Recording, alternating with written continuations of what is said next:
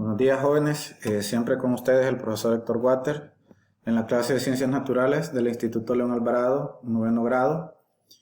¿Verdad? Ya esta última asignación que se les dio, el tema era el bloque de lo que son los seres vivos y su ambiente. ¿Verdad? Vamos a hablar un poquito acerca del tema para que ya quede como explicación del trabajo que se les puso ahí, ¿verdad? Tenemos como expectativas de logro: describen las características principales del mundo microscópico, describen la morfología de los microorganismos, explican el papel ecológico de los microorganismos y describen la estructura de la función celular. Eso lo vamos a ir viendo más adelante, ¿verdad? Bien, el tema que teníamos de la tarea asignada era un mundo diminuto. Como ustedes pueden ver aquí tenemos 4 imágenes, ¿verdad? De lo que son microorganismos.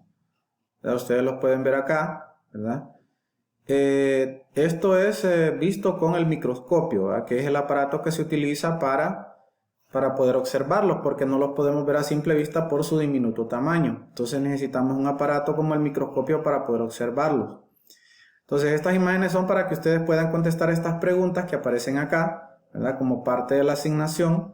Por ejemplo, una de ellas es que dice: analizamos cada ilustración y respondemos las siguientes preguntas. Inciso A dice: ¿qué percibimos en las imágenes? Entonces usted va a ir contestando todas las preguntas que le vayan dando acá con la ayuda de las imágenes. Luego vamos a hablar aquí un poquito acerca de lo que son los seres vivos microscópicos. Dice que también se les llama microbios o microorganismos.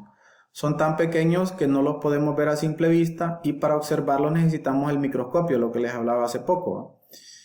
Luego habla que las primeras observaciones, al observar una gota de agua, están a través de un microscopio de fabricación casera, ¿verdad? Este señor Anton van Leeuwenhoek fue el primer científico que descubrió que un líquido donde a simple vista no se observaban signos de vida, había criaturas pequeñísimas que se movían. Llamó a los seres microscópicos que descubrió aquel día en 1674 como animáculos, así los llamó, como animáculos, y estimó su tamaño comparándolos con un pelo que se arrancó de la barba. Lo que había visto aquel día eran organismos unicelulares, lo que hoy conocemos como protozoos. El tamaño de los microorganismos se mide en micras o micrámetros, dice, que representan una milésima parte de un milímetro o la millonésima parte de un metro.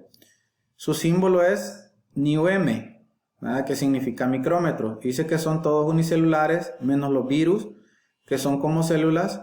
No son como células, sino que tienen organización biomolecular, pues no poseen membrana celular ni celular, ni nuclear ni celular. Ahora vamos aquí, dice los tipos de microorganismos. Se diferencian dos tipos de microorganismos o no organización celular, con organización celular. O sea que existen dos tipos de microorganismos, jóvenes, que son los procariotas y los eucariotas. Aquí los pueden ver ustedes abajo. Luego dice con organización celular son los que poseen membrana celular y ácidos nucleicos, como lo son el ADN y el ARN. ¿Va? El ADN significa ácido desoxirribonucleico y el otro es ácido ribonucleico. ¿Va? Son seres vivos ya que están formados por células que pueden ser, dice, células procariotas, o sea que son organismos unicelulares, o sea muy pequeñitos, que no tienen núcleo. Recuerden que todas las células tienen un núcleo y tienen organelos, pero estas son tan sencillas que no tienen ni núcleo. Entre ellas encontramos, por ejemplo, las arqueobacterias, las eubacterias. Las arqueobacterias dice que son organismos similares a las bacterias, pero con características bioquímicas y genéticas diferentes. Las eubacterias son organismos procariotas dentro de los cuales se incluyen la mayor parte de las bacterias. O sea que la mayor parte de las bacterias son eubacterias, ¿verdad? O sea, son bacterias muy simples. Ahora, muy bien, las eucariotas ya son organismos mucho mejor estructurados. Unicelulares dice que tienen núcleo. Entre ellas encontramos, por ejemplo, los protozoos, ¿verdad? Algunas algas microscópicas y hongos microscópicos. Sin organización celular, dentro de los cuales podemos encontrar los virus, ¿verdad? Todos los virus como la gripe, el ébola, incluso el coronavirus que está ahorita, son organismos que no tienen organización celular porque no son seres vivos, porque no tienen ADN ni ARN, como habíamos dicho anteriormente. Ahora bien, microorganismos procariotas, dice. Uno son las bacterias. Ustedes saben que las bacterias las encontramos en todas partes, incluso en nuestra boca. Es el lugar que más bacterias tiene, porque recuerde, todos los alimentos que consumimos, aunque vayan bien cocidos, tienen bacterias. Más las bacterias que se producen en nuestra boca, ¿verdad? Imagínense que se cree, se han hecho estudios y se ha determinado que existen más bacterias en la boca que gente en este mundo. ¿Se imaginan entonces? ¿Va? Si no nos lavamos la boca, entonces estamos expuestos a una serie de enfermedades en los dientes, en la boca, por esas bacterias que se van acumulando ahí. ¿Va? Luego dice que las bacterias son microorganismos procariotas que presentan un tamaño de solo unos cuantos micrómetros, entre 0.5 y 5 micrómetros de longitud, y numerosas formas como barras, esferas, filamentos, etc. Las bacterias no tienen el núcleo definido ni presentan en general orgánulos internos. Lo que hablábamos, aquí pueden ver, por ejemplo, esto de la izquierda son bacterias. Generalmente se le llaman estafilococos. Hay muchas clases, ¿verdad? Hay unas que se les llama cocos, hay otras que son alargadas, que se llaman estafilococos, y está este de la derecha, que este es un protozoo, que ya es un animal, es un microorganismo ya un poquito más complejo, ¿va? Que puede llegar a causar muchos problemas en la salud del ser humano, ¿va? Bien, luego continuamos aquí, dice, comúnmente poseen una pared celular. Muchas poseen flagelos, que son unos organelos como pelitos que le sirven al microorganismo para poder moverse de un lugar a otro. Otros sistemas de desplazamiento y son móviles.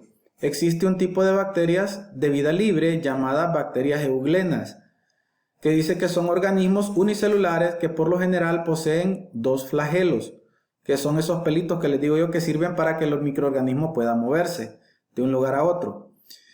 Tienen cloroplastos, ¿verdad? Usted sabe que los cloroplastos son orgánulos que generalmente los encontramos en las células de origen vegetal, como en el caso de las plantas, ¿verdad? Los cloroplastos son los que le dan el color, fabrican las sustancias y la clorofila, que es lo que le da el color verde a las plantas. Pero estos organismos también la poseen, porque estos organismos viven y se alimentan igual que las plantas a través de un proceso llamado fotosíntesis. Ese es el nombre del proceso, ¿verdad? Por eso es que estos organismos tienen cloroplastos, porque los necesitan para realizar el proceso de fotosíntesis, ¿verdad? Hay un pigmento fotorreceptor, así como lo tienen las plantas, llamado estigma, habita en las aguas dulces, ¿verdad? Generalmente estos microorganismos. También se puede decir que pertenecen al género de algas unicelulares, pertenecientes a la familia de la Eulonophysia. Aquí ustedes pueden ver la fotografía, ¿verdad? De estos microorganismos que cuando entran al cuerpo de las personas, a nosotros, pueden causar mucho daño.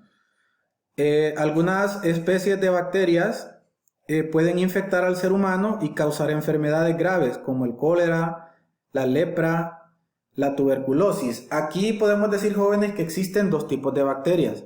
Las bacterias que son buenas para el ser humano y las que son perjudiciales. Las que son buenas generalmente son las que se utilizan en la industria para poder llevar a cabo la formación más que todo de alimentos. En el caso, por ejemplo, del vinagre, o sea, se utiliza un alcohol, se le agregan bacterias y esto la metaboliza hasta llegar al vinagre. También para hacer yogures, ustedes saben que el yogur es un alimento que está fabricado casi en un 100% por bacterias. Entonces, así también hay otros alimentos que se producen a través de la fermentación. Entonces, esas bacterias sí son beneficiosas, ¿va? En el caso de la leche, por ejemplo, hay bacterias que se encargan de metabolizarla para formar otros alimentos. Ahora existen también las famosas bacterias patógenas, esas son las que causan enfermedades, ¿va? Por ejemplo, de las más famosas, la Escherichia coli o E. coli, ¿verdad? Que son de las más famosas, la Shigella, que es otra enfermedad, es otra bacteria que generalmente estas, al igual que la Salmonella, se encuentran en el tracto intestinal de las personas y de algunos animales, o de la mayoría de los animales.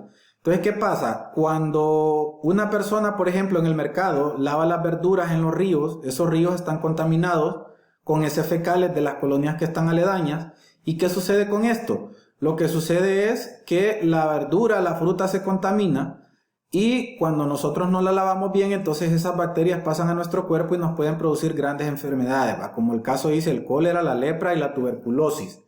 En el caso del cólera, usted sabe que son diarreas, dolor de cuerpo, tiene un montón de circunstancias, ¿va? Fiebre alta, pérdida de peso, deshidratación severa, que le pueden llegar a causar la muerte si el médico no lo atiende a tiempo. La lepra, usted sabe que esa es una enfermedad que se da más que todo en la piel, que causa una serie de manchas blancas, ¿verdad? Esas manchas blancas pueden llegar a causarle la muerte si no se trata a tiempo, ¿va?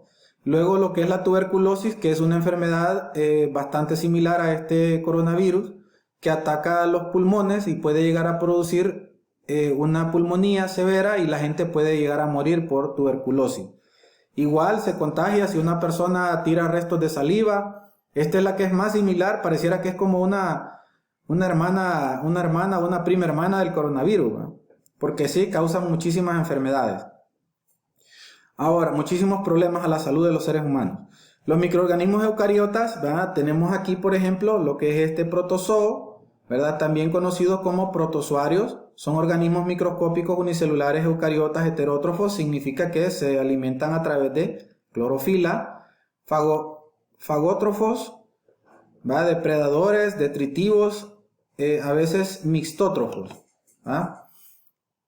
Son parte de los autótrofos que viven en los entornos húmedos o directamente en el agua, ya sea salada o dulce. Los protozoos generalmente tienen una longitud de entre 10 a 50 micrómetros, pero pueden crecer hasta una longitud de 1 milímetro y ser vistos con facilidad a través de un microscopio. Tienen flagelos que les sirven para moverse, o sea, los pelitos de los que hablábamos al inicio. Son unas como formas largas de látigo que se han encontrado cerca de 30.000 especies de protozoos. Pueden existir en ambientes acuosos, en el suelo, como depredadores. Cazan algas, bacterias, microorganismos unicelulares, ¿ah? Bien, jóvenes, este video va a llegar hasta aquí. En el siguiente video vamos a hablar de lo que nos compete, que son las algas microscópicas.